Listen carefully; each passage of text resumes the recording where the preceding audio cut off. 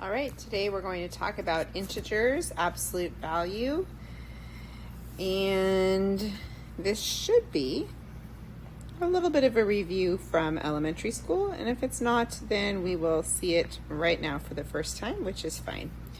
All right, so first of all, what are integers? Integers are all of the whole numbers and their opposites.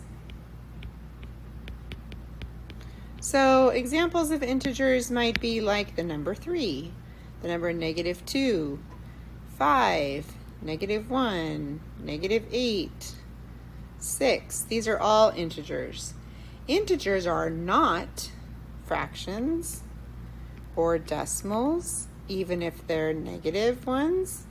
0 is not an integer. Those are things that are not integers.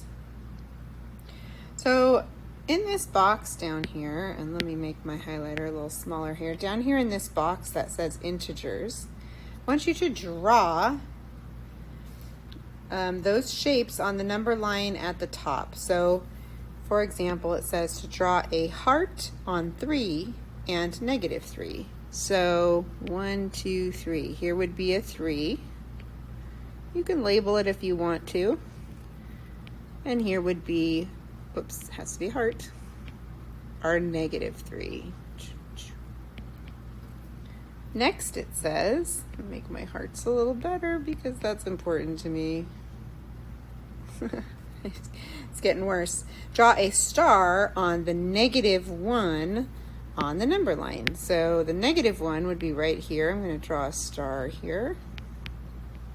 It's not my best star, but it'll do. Draw a diamond on the opposite of -4. The opposite of -4 would be +4. So I'm going to draw my diamond here at +4.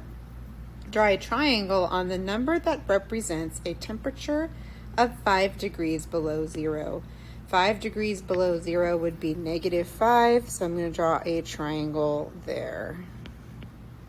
Then it says to draw a check mark on the number that represents a gain of 2 yards. If you gain 2 yards in football, you go up to +2. Alrighty. So that's just basic definitions really of integers. Now we're going to talk about absolute value. Absolute value is the, let me get a good color here, the distance from 0 on the number line. Absolute value is always, always, always a positive number. So if I want to know the absolute value of -5, I want to know how far is -5 from 0 on the number line. Well, let's look. -5 on my number line up here is 1, 2, 3, 4, 5 spots away from 0 on the number line. So it's 5 places away. Similarly, +5, which is right here, is also 1, 2, 3, 4, 5 places away from 0 on the number line.